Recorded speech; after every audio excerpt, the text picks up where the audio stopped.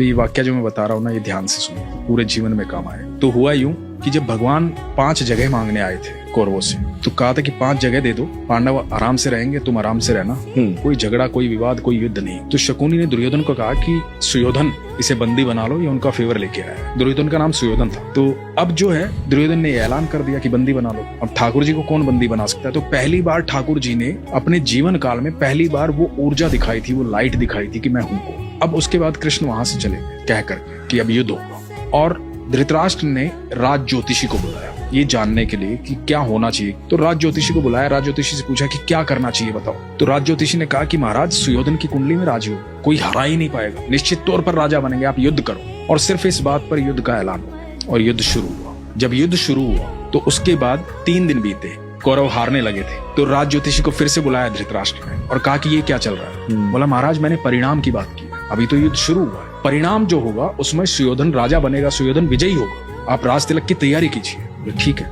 अब धृतराष्ट्र लगातार चिंता में था। 8 दिन बीत गए, आधी सेना निपट गई थी कौरवों की। अब ये दिखाई दे रहा था साफ साफ कि कौरव हार जाएंगे, पांडव जीतेंगे। तो फिर से बुलाया गया राज ज्योतिषी को।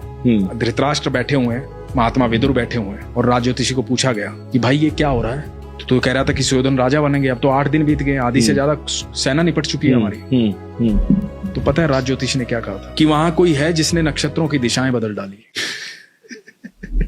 कोई है जो समय और परिधि से परे है। हाँ। कोई है वहां। तो विदुर ने कहा था कृष्ण है वहां। हाँ। तो जिसके साथ कृष्ण होते हैं ना, अनंत ब्रह्मांड के सारे नक्षत्र, सारे ग्रह उनके चरणों में हैं। बिल्कुल।